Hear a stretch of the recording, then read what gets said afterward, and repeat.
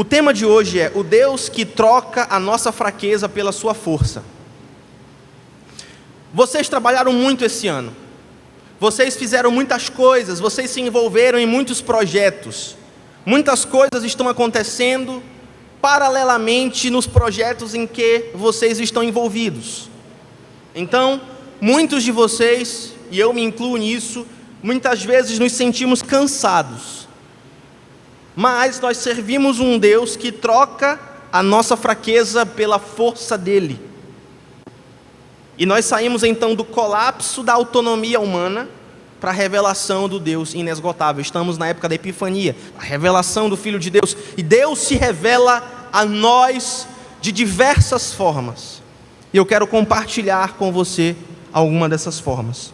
A frase com a qual começo a mensagem de hoje é a seguinte: a maior afronta que você pode fazer a um Deus inesgotável não é pedir demais, é tentar fabricar sozinho o que Ele tem prazer infinito em doar.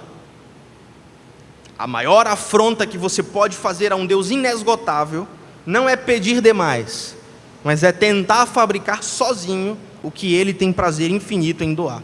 A série é: tudo vem dele, inclusive a força, inclusive a esperança, inclusive o sustento, nos dias mais difíceis da nossa vida, nas situações mais desafiadoras da nossa vida, tudo vem dele.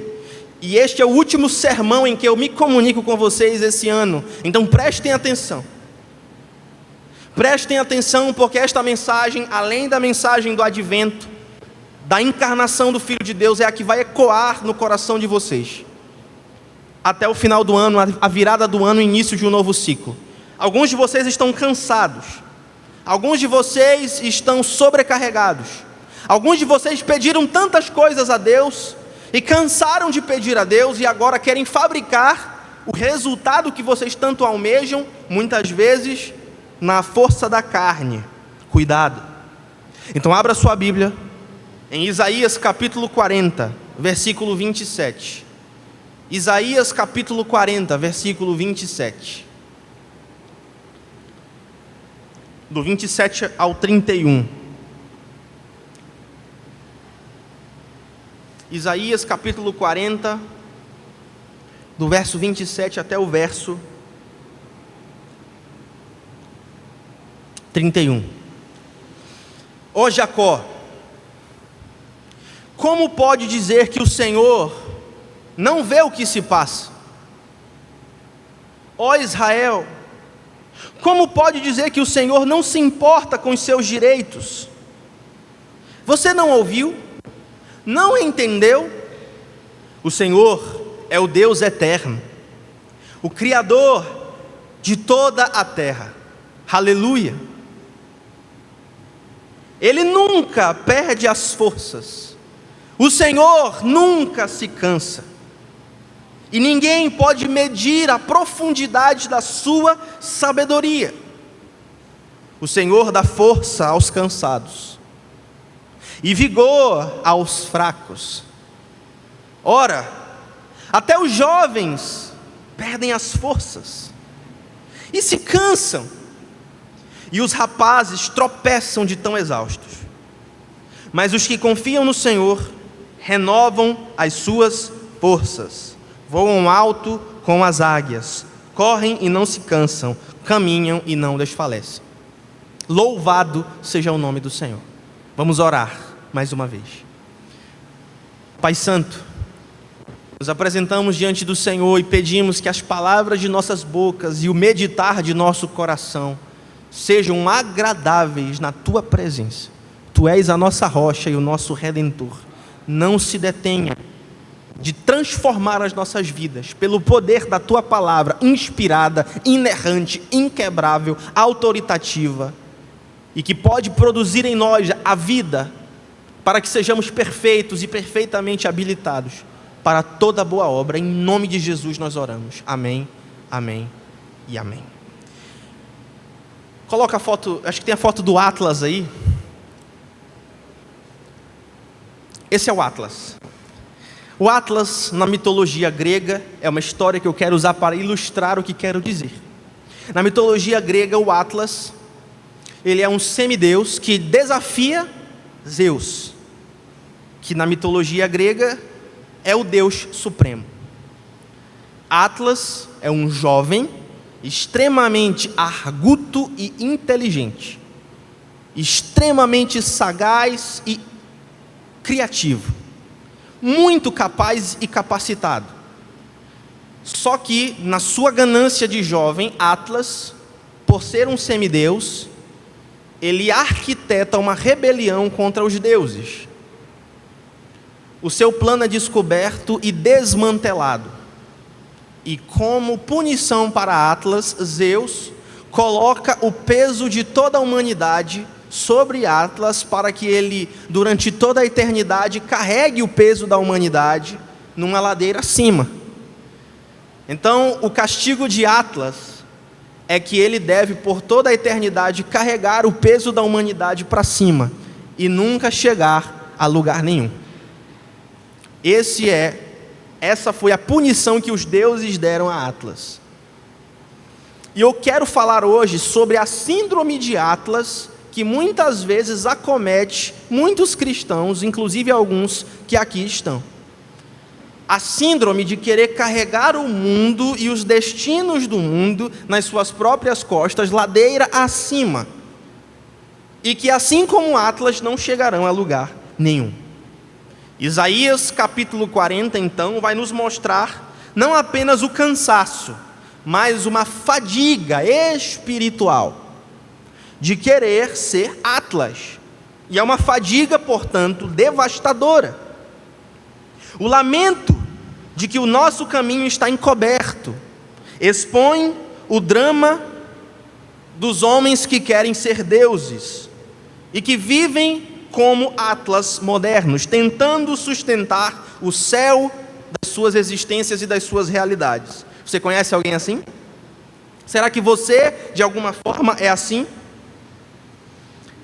O pecado de querer controlar todas as coisas e querer controlar e carregar as coisas sozinho, criou crentes exaustos, pessoas depressivas e ansiosas, porque querem ter o controle do futuro e de todos os outros detalhes da vida. E isso é profundamente destrutivo, porque ignora o fato e a realidade de que todos os seres humanos têm uma data de validade. Nós temos uma data de validade. Deus nos criou como seres infinitos, mas por causa do pecado nos tornamos criaturas fadadas a uma realidade finita e inescapável. Eu era jovem, ainda sou jovem, mas já fui mais jovem e caminho para uma idade mais avançada, e assim todos nós. O tempo passa rápido, as crianças que hoje são crianças, amanhã não mais serão. Alguns que aqui estão conosco hoje, no futuro não mais estarão. Essa é uma realidade inescapável, pois o ser humano tem uma data de validade. Então nós queremos aprender duas verdades no dia de hoje. Primeiro, o drama da finitude, o custo inevitável de tentar ser a fonte. E dois, a resolução. Primeiro, o problema, o drama da finitude. Nós temos um drama, nós temos um problema, nós somos finitos, nós somos limitados. Nós não conseguimos e não temos todas as respostas. Este é um drama. E depois a resolução, que é a revelação do Deus, que é a fonte inesgotável. A glória de um Deus que tem prazer em transbordar. Então, em primeiro lugar, o drama da finitude. O custo inevitável de tentar ser a fonte. Veja o versículo 27. Deixa eu abrir aqui na minha Bíblia, porque tem umas marcações interessantes aqui.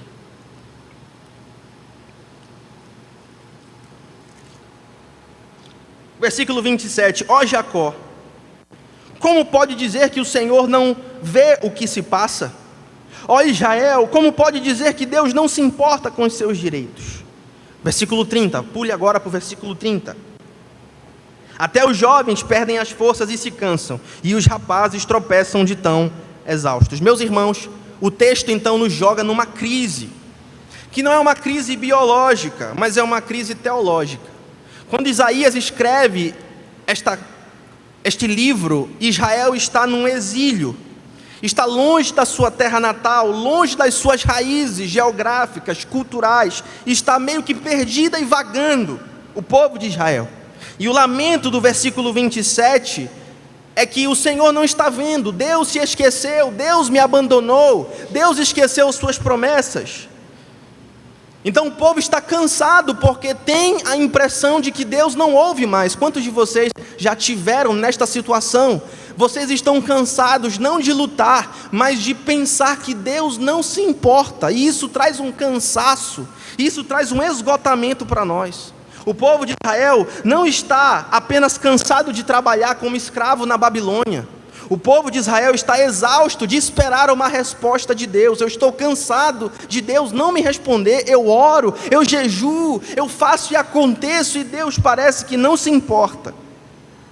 Eles estão exaustos de esperar por Deus. É o colapso da esperança, não há mais esperança. A sensação asfixiante de que o céu está vazio, e todos nós, em alguma medida, experimentamos isso. Nós pedimos respostas para Deus e Deus parece que não ouve. E nós pedimos que Deus entre com providência e aparentemente Deus não entrou com providência. E nós pedimos que Deus supra e aparentemente Deus não supriu. E isso nos cansa.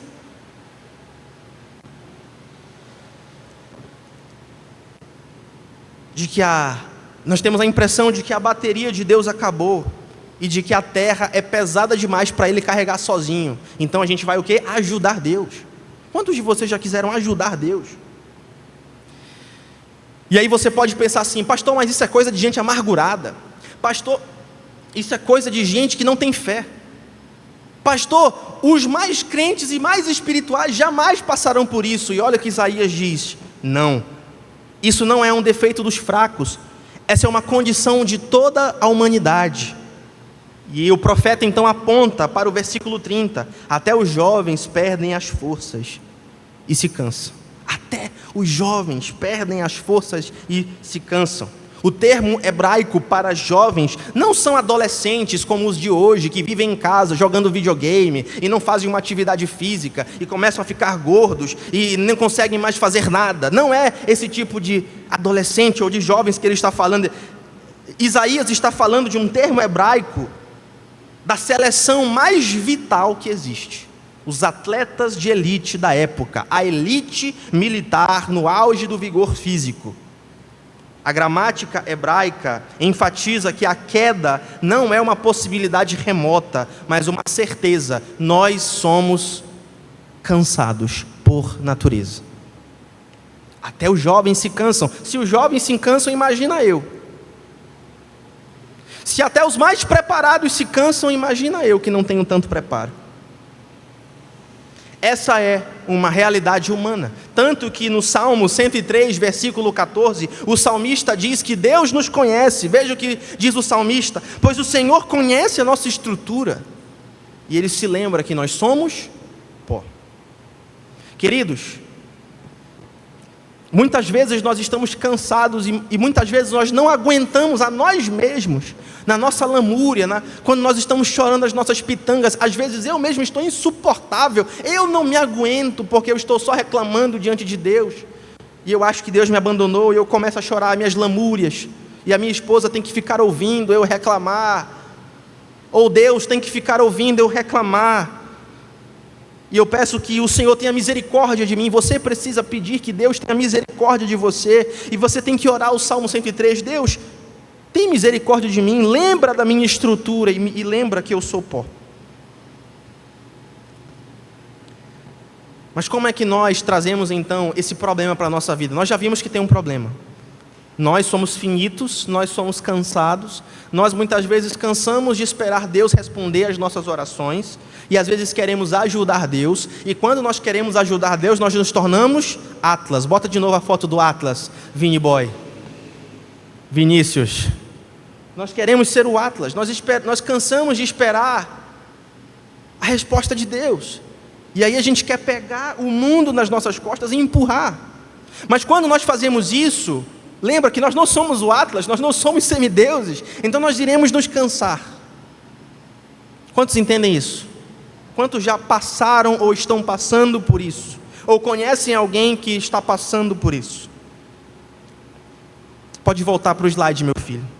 Nós tentamos então carregar o mundo, então, como é que nós sofremos? Nós sofremos do complexo de Atlas. Diga para a pessoa que está do seu lado: você quer ser o Atlas?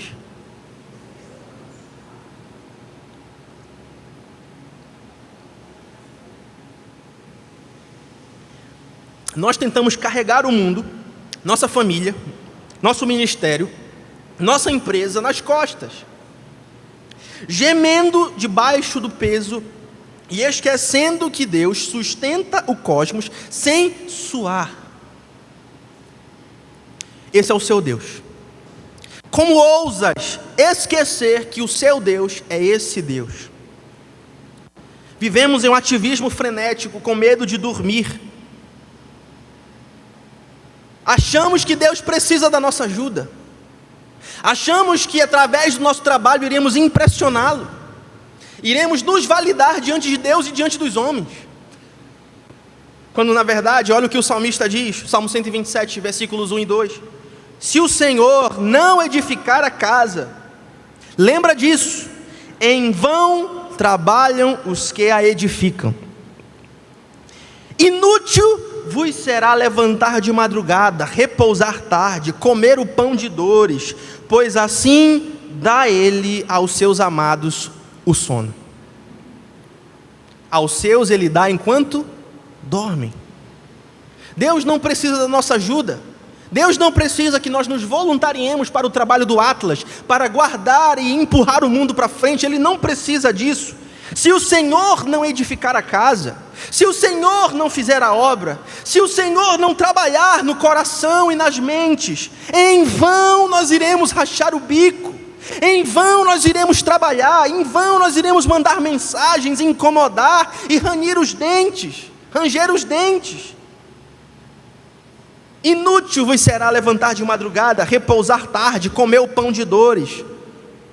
Muito melhor seria se nós confiássemos no Deus de nossa salvação, colocássemos a nossa confiança nele de todo o coração e esperássemos nele com toda a nossa alma. Esse é o primeiro problema. Nós temos uma síndrome de Atlas. Nós queremos carregar todas. Eu conheço muitos de vocês e eu sei que muitos de vocês têm esse problema.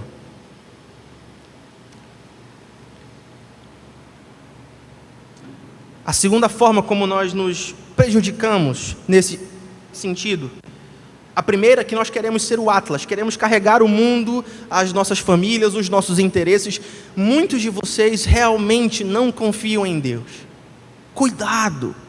É um chamado do Senhor ao arrependimento, é um chamado do Senhor para entender que o Senhor é que faz, e que se Ele não quiser fazer, não será feito. Mas se o Senhor nos ajudar, nós seremos ajudados. Você crê nisso? Você acredita nisso? Se o Senhor fizer a obra será feita. Mas se nós o destituirmos do seu cargo, metaforicamente, obviamente, inútil nos será levantar de madrugada, repousar tarde, comer o pão de dores, porque o Senhor dará aos seus enquanto dorme, para nos dizer que Ele não precisa de nós. Amém? Segunda forma como nós nos prejudicamos nesse sentido é que nós temos uma mentalidade de fábrica. Nós temos uma mentalidade fordista, em que nós estamos numa fábrica, fabricando para Deus o tempo todo. John Piper então nos alerta, interpretando Jonathan Edwards: nós tratamos Deus como um reservatório de água, que precisa ser enchido pelos nossos baldes de serviço e obediência. Quantos de vocês já viram igrejas que o tempo todo tem conferências, o tempo todo tem a quarta da vitória, a quinta do decreto, a terça do milagre? Amém? Vocês conhecem igrejas assim? Qual é a gênese disso? Será que Deus precisa que eu me encontre? Eu não estou, assim, a princípio eu não estou falando mal. Quem sou eu? Mas eu conheço muitas dessas igrejas. Para quem conhece a minha história sabe que passei por várias igrejas. Conheci a liderança dessas igrejas e eu sei o que eles pensam. E muitos deles querem encher Deus de água, como se Deus fosse um reservatório que diminui e você precisa de mais um culto do decreto, quarta da vitória, quinta do milagre, para que o reservatório de água que é Deus possa se encher novamente. E então nós temos uma mentalidade de fábrica, o tempo todo precisamos fabricar o avivamento, todo o tempo precisamos impressionar Deus com uma conferência maior, com um artista mais caro, com a banda melhor.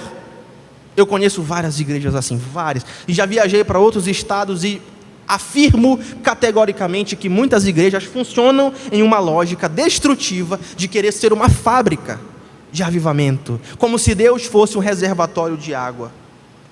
Nós acordamos tentando produzir a força necessária do dia, então perceba o pecado, perceba o erro, nós queremos produzir a nossa própria força, em vez de pegarmos a força de Deus, em vez de nos fortalecermos no Senhor e na palavra do seu poder.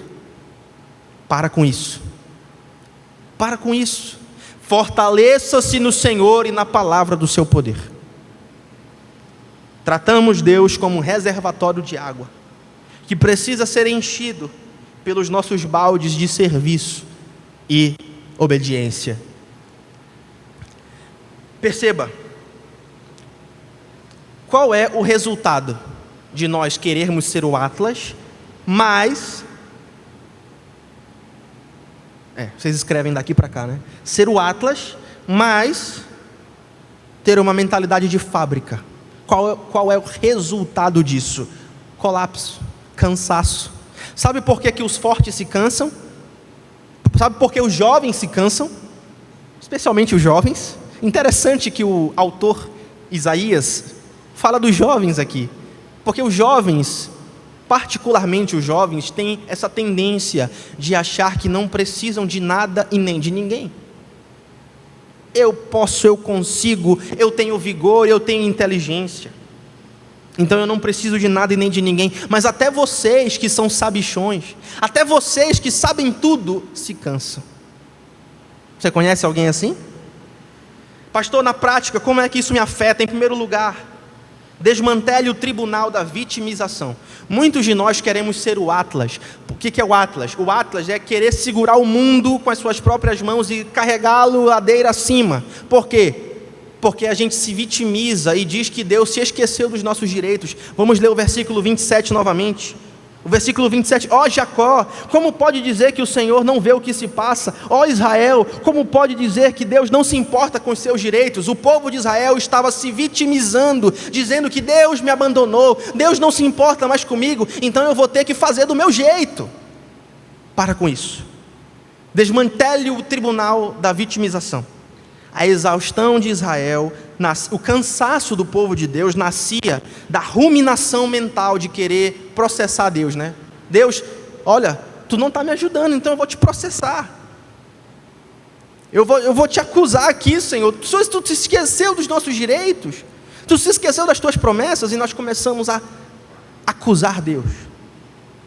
Pare de gastar a sua energia listando orações atrasadas, que na sua percepção são orações atrasadas, mas que não são atrasadas, estão no tempo de Deus.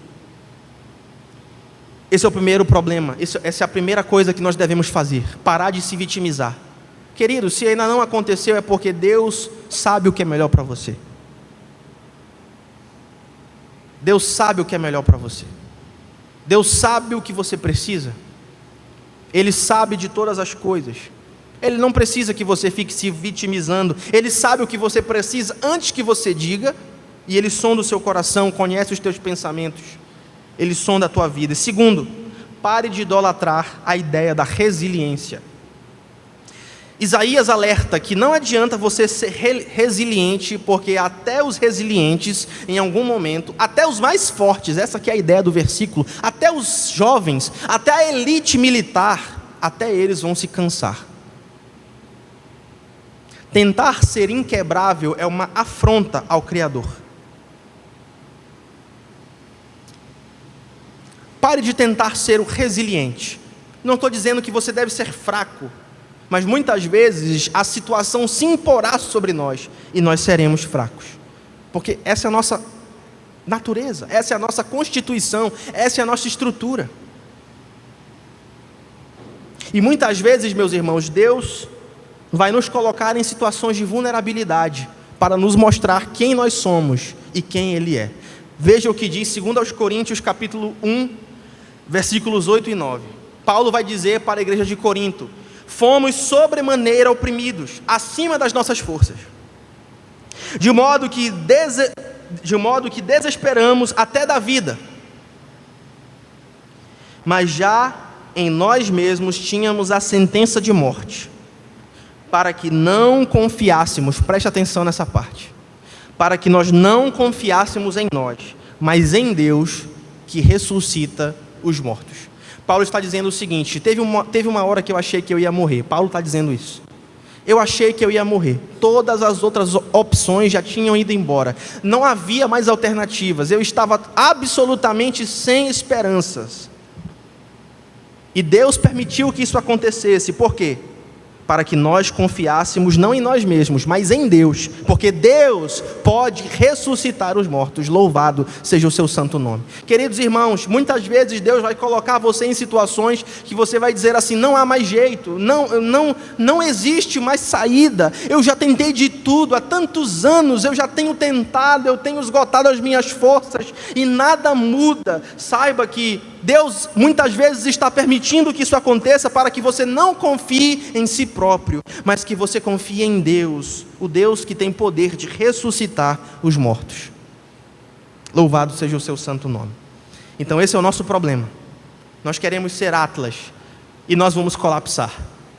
Se nós quisermos carregar todas as coisas nos nossos braços, nas nossas costas, nós iremos colapsar. Essa é a nossa natureza. Quando queremos ser Atlas e quando queremos fabricar o avivamento, quando achamos que Deus é um reservatório de água que todo o tempo tem que ser enchido, nós iremos colapsar. Cuidado. Mas então, Deus, com toda a sua misericórdia, louvado seja o seu santo nome, Ele nos dá um escape. Quantos precisam de um escape de Deus nessa noite? Digam amém. E Ele se revela. Aleluia, esse é o ponto 2. Deus se revela como uma fonte inesgotável. Já vimos o nosso problema, agora vamos para a solução, porque as Escrituras têm solução para tudo.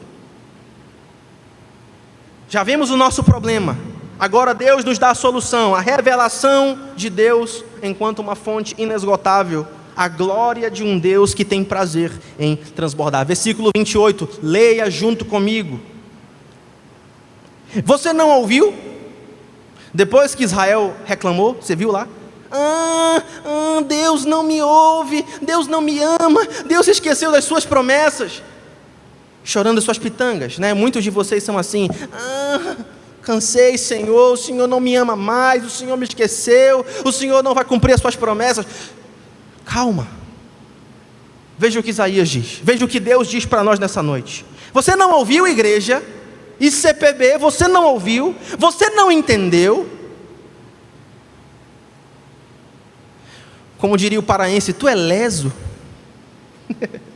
Inclusive no texto hebraico é uma reprimenda. Isaías está o maranhense chama de carão, né? Deu um carão no povo. Você não entende? Você não entende? Você não ouviu, não entendeu? O Senhor é o Deus eterno, o Criador de toda a terra. Ele nunca perde as forças, aleluia.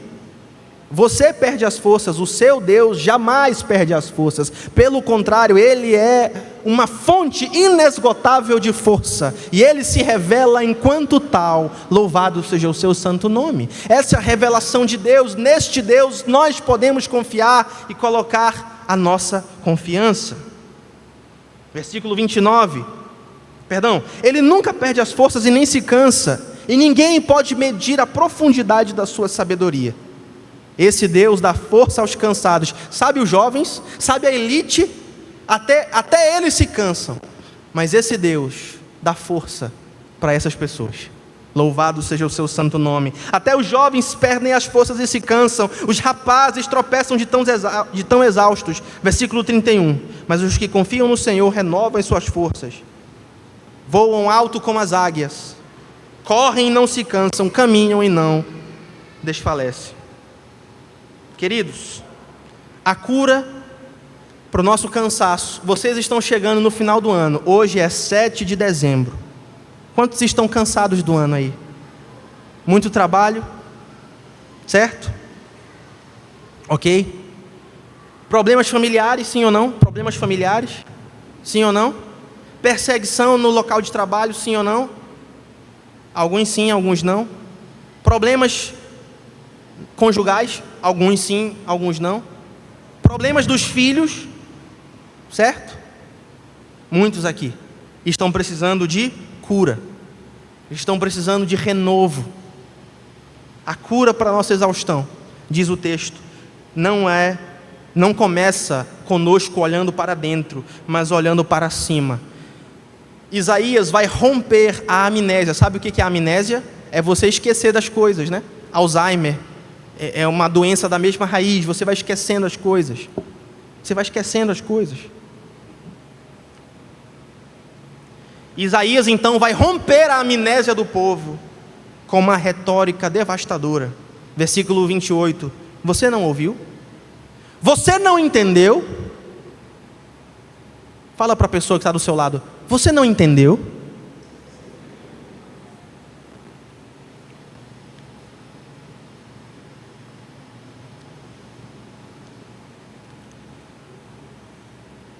E ele vai dizer quem Deus é. Ele vai nos lembrar quem Deus é. Eu preciso disso. Você precisa disso. Nós iremos ter um tempo de descanso agora. Irmãos, vocês precisam disso, vocês precisam, senão vocês não vão aguentar. Alguns de vocês não vão aguentar. Se vocês não pararem para romper o esquecimento da nossa incredulidade, e Deus precisa romper com a sua luz dentro de nós para que nós nos lembremos quem Deus é, porque senão nós não iremos conseguir. É muita pressão, é muita oposição, é muita perseguição, é muito ataque maligno, é muita fraqueza da nossa própria alma. Nós precisamos de Deus. Então Isaías vai lembrar o povo. Vocês não lembram? Vocês não entendem? Quem é Deus? E aí Isaías vai apresentar os títulos de quem Deus é, as categorias infinitas de Deus. Ele vai dizer assim: Ele é o Elohim Olam, o Deus eterno, louvado seja o seu santo nome. O Deus que existe fora do tempo, o Deus que é anti-caos. Não há caos no céu, não há caos dentro do ser de Deus. Deus é perfeito, perfeitamente integrado com as suas pessoas, vive desde a eternidade passada em perfeita harmonia, o Pai com o Filho com o Espírito. É uma simbiose absolutamente inexplicável e gloriosa. Não há caos na pessoa de Deus. Dentro de nós existe caos. Uma hora a gente quer uma coisa, depois vem uma dificuldade, a gente já quer outra coisa. Nós não temos absolutamente nenhum tipo de estabilidade inerentemente a nós. Mas o nosso Deus, Ele não muda. Louvado seja o seu santo nome. Ele é o Deus eterno. Ele é o Elohim Bor, o Criador, que originou toda a matéria do nada absoluto, ex nihilo, e possui reservas infinitas de poder. Diz o salmista: o seu braço é armado de poder, louvado seja o seu santo nome. Malaquias 3,6 diz assim: porque eu, o Senhor, não mudo, louvado seja o seu santo nome. Isso é Deus falando dele mesmo, inclusive dando uma bronca no povo. Vocês mudam de ideia. Uma hora vocês são fiéis a mim, vocês me honram com os lábios de vocês, mas o coração de vocês está longe de mim. Mas eu, o Senhor, não mudo. Uma hora vocês estão crentes, outra hora vocês estão desviados. Irmãos, eu trabalho com aconselhamento, toda hora acontece isso. O irmão está crente, e aí depois ele está desviado. O que é isso? O que é isso? Mas Deus vai dizer para nós: eu sou o Senhor e eu não mudo. Aleluia. Por isso vós, ó filhos de Jacó, não sois consumidos. Sabe por quê, meus irmãos? Olha o que Deus está falando aqui. O fato de eu não mudar, diz o Senhor, é a causa de vocês não serem consumidos, porque se fosse depender de vocês, eu já tinha acabado com a raça de vocês. Porque uma hora vocês estão crentes, outra hora vocês estão descrentes. Uma hora vocês me honram com os lábios, outra hora o coração de vocês está longe de mim. Uma hora vocês me honram, outra hora vocês me desonram. Ai, se não fossem as misericórdias do Senhor. Reflita nisso. O Senhor não se cansa e nem se fatiga, louvado seja o seu... Diferentemente dos deuses pagãos, os deuses pagãos como Zeus, né? Inclusive eu falei dele aqui, os deuses gregos, os deuses romanos, todos eles, como é que você garantia que a colheita ia ser ok nesse ano? Você tinha que dar oferendas para o Deus, porque o Deus o tempo todo está precisando de um afago, de uma coceirinha na costa, toda hora ele está precisando de um agrado, de um carinho. Mas o que você pode dar para o Deus vivo das Escrituras, porque Ele não precisa de nada? Ele não precisa de nada. Como é que você vai comprar Deus? Deus não precisa de nada. Diferente dos deuses pagãos, o nosso Deus não precisa ser alimentado. Diferente dos deuses pagãos, o nosso Deus não precisa ser carregado. Por isso que é uma blasfêmia contra o nome de Deus você se prostrar a imagens. É por isso que é uma blasfêmia contra o nome de Deus você se prostrar a imagens. Você carregar imagens é uma blasfêmia contra o nome de Deus, porque o nosso Deus não precisa ser carregado, Ele é que nos carrega. Aleluia, aleluia, aleluia. Sabedoria de Deus para a tua vida. Deus é uma nascente de montanha que é glorificada em saciar a nossa sede. Dá-me de beber, pois tenho sede. O que Jesus diz para ela? Mulher, mulher, você não sabe o que você está pedindo, porque se você soubesse a quem você está pedindo água, você lhe pediria e eu te daria água viva, e você nunca mais precisaria voltar aqui para pegar água de novo. Agora, o que nós fazemos? Nós cometemos dois crimes. Olha o que Jeremias capítulo 2, versículo 13 diz. O meu povo, cadê o povo de Deus aqui nessa noite? O meu povo cometeu dois crimes. Abandonaram a mim, a fonte de águas vivas, e cavaram para si cisternas rotas, que não tem água. O meu povo cometeu dois crimes: abandonaram a mim, a fonte de águas vivas, e cavaram para si cisternas. Como é que você acha que Deus se sente quando nós o abandonamos para buscarmos o prazer que só Ele pode dar para a nossa alma em outras coisas? Deus se sente traído, Deus se sente zombado, e de Deus não se zomba. O meu povo cometeu dois crimes: abandonaram a mim, a fonte de águas vivas, e cavaram para si cisternas rotas. Rotas com o fundo contaminado, podres, rachadas, cisternas impuras. Então nós fizemos isso, nós cometemos esse crime contra Deus. Pastor, como é que nós podemos então nos arrepender? Ora, ele diz, o versículo 31... Mas os que confiam no Senhor, esse é o primeiro passo. Abandone aquilo que você tem confiado. Se você está confiando no dinheiro, abandone a sua confiança no dinheiro. Se você acha que com um emprego melhor a sua vida vai melhorar, abandone essa confiança. Abandone a confiança no estudo. Se você acha que uma faculdade vai melhorar a sua vida, passar num vestibular bom. Se você acha que o casamento vai salvar você, muitos jovens, especialmente os jovens, idealizam o casamento. Não é isso que vai te salvar. Não é isso que vai resolver os teus problemas. Porque estamos abandonando a fonte de águas vivas e buscando cisternas rotas. Olha o que diz o texto: mas os que confiam no Senhor, somente esses têm as suas forças renovadas. Somente esses voam alto como águias. Somente esses correm e não se cansam. Somente os que confiam no Senhor caminham e não desfalecem. Louvado seja o seu santo nome. A palavra hebraica para os que confiam no Senhor é cavar. Não é você esperar no ponto de ônibus. Esperar no Senhor não é ficar parado como se fosse no ponto de ônibus, mas é buscar a Deus. Esperar em Deus é confiar em Deus é buscar Deus, é ativo, é você se mexer, você ler a sua Bíblia. Quantos de vocês têm lido a Bíblia? Quantos de vocês têm enchido a vida de Deus? Os crentes caem porque não se enchem de Deus. Você precisa levar Deus a sério em 2026. Antes de terminar o ano, você já precisa levar Deus a sério. Essa semana minha esposa estava fazendo um jejum.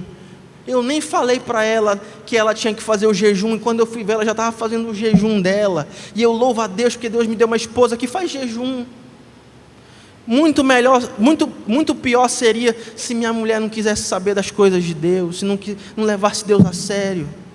E muitos crentes estão contraindo para si casamentos em que o outro não leva a sério, ele não leva Deus a sério. O que você espera que aconteça? As pessoas não levam Deus a sério, as pessoas não confiam no Senhor, por isso não têm as suas forças renovadas. E o resultado disso, quando nós não buscamos Deus, nós não temos a nossa força renovada. Mas quando nós buscamos o Senhor, o que acontece? O milagre da renovação. Quantos precisam de renovo nessa noite?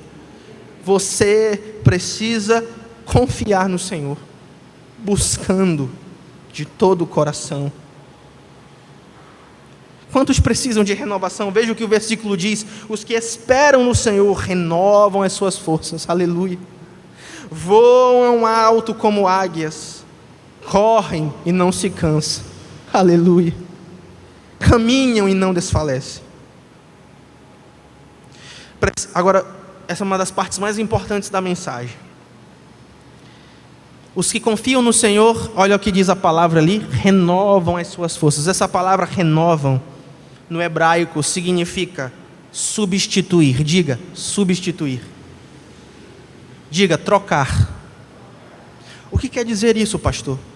Eles renovam as suas forças, ou seja, eles trocam o quê? Substituem o quê? Aqui está o evangelho no Antigo Testamento, sabedoria de Deus para a tua vida.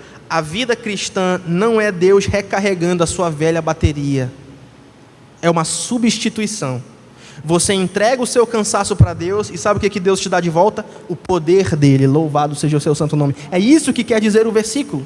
Você entrega para Deus os seus fardos, você entrega para Deus o seu cansaço, você entrega para Deus a sua ansiedade, e em troca Ele te dá renovo, Ele te dá alegria, Ele te dá poder, Ele te dá graça. É isso que Deus faz.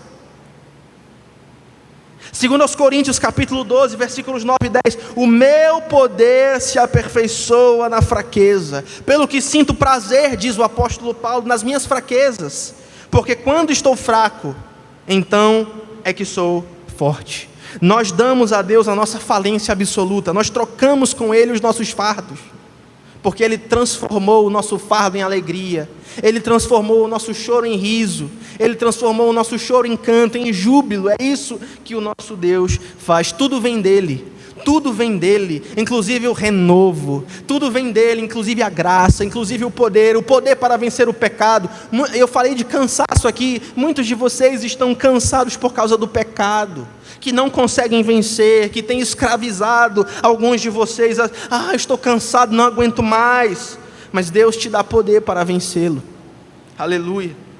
Você entrega o velho e recebe o novo. Você se apresenta para Deus como um odre todo rachado e craquelado. Você se apresenta para Deus: Deus, eu estou cheio de uma água venenosa, de cisternas rachadas, rotas. E Deus te entrega o novo. Deus te entrega um odre novo. Deus te entrega um renovo. É isso que o Senhor faz. Aleluia. Esse é o seu Deus. Na prática, o que isso significa? Pare de tentar recarregar, faça a troca. Deus não veio para recarregar baterias velhas, Ele veio para substituir, te dar algo novo, para trocar com você algo novo. Quando você chegar no seu limite, não seja resiliente, porque o limite, ele é um limite por um motivo. Declare a sua falência e saque imediatamente da fonte de Deus. Isaías 64:4, olha o que o Senhor diz para nós nessa noite: porque desde a antiguidade não se ouviu de Deus além de ti, um Deus que trabalha para aqueles que nele esperam. Quantos de vocês estão esperando no Senhor? Deus não trabalha para pessoas autônomas. Deus não trabalha para pessoas que acham que conseguem. Deus não trabalha para pessoas que acham que conseguem, que acham que são suficientes. Deus não tem nada a ver com essas pessoas. Habito no alto e sublime trono, mas também habito com os abatidos e aflitos de espírito, que tremem da minha palavra. É com esse tipo de pessoa que Deus faz negócio.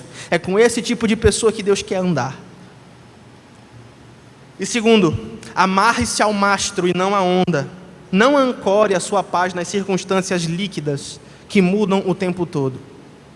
Não coloque a sua confiança no dinheiro, porque o dinheiro uma hora está aqui, outra hora ele não está. Não coloque a sua confiança no cônjuge, porque às vezes o seu cônjuge, ele pode ser o melhor cônjuge do mundo, mas ainda é um pecador falho como você é. Não coloque a sua confiança em nenhuma dessas coisas.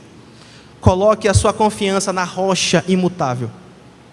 E terceiro, seja um bebedor e não um fornecedor.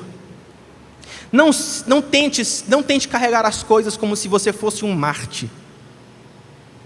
Deus não chamou ninguém aqui para ser um Marte. Mas beba da fonte de Deus. O segredo para viver uma vida plena não é tentar dar de si mesmo, mas puxar da fonte de Deus. Esse é o segredo. Se você tentar dar de si próprio, você vai esgotar rápido. Você não tem muitas vezes nem para si próprio, mas Deus é uma fonte inesgotável de graça, de força, de renovação, de glória e poder. Pastor, como é que eu posso alcançar isso? Jesus morreu com 33 anos de idade. Ele era o jovem dos jovens. Jesus morreu no meu lugar. Jesus fez a grande troca. Lembra que eu falei de substituir? Falei da troca. Jesus trocou conosco. Jesus substituiu nós e a nossa raça, a raça humana, na cruz do Calvário, para que eu e você pudéssemos receber o poder infinito de Deus.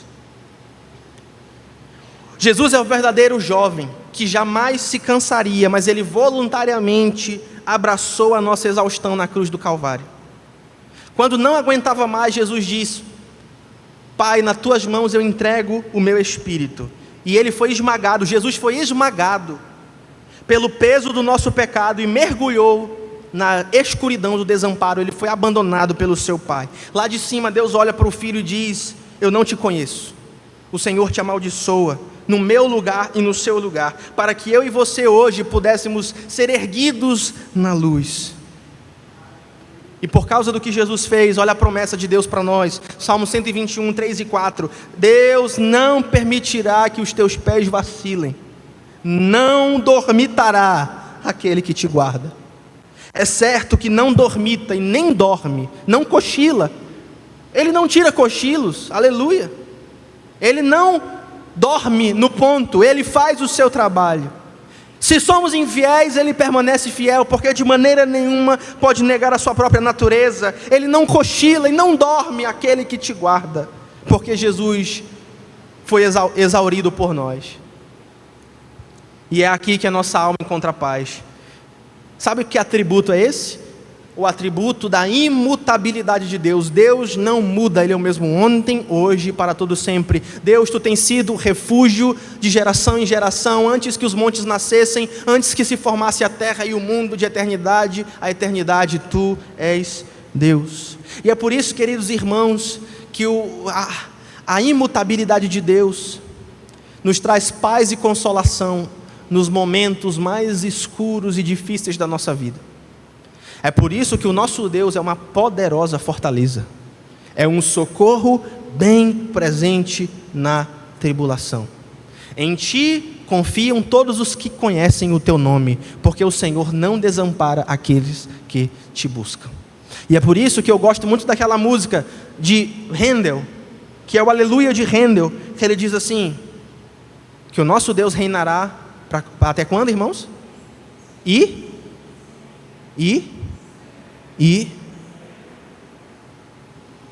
a única resposta que nós podemos dar a essa realidade é aleluia, aleluia.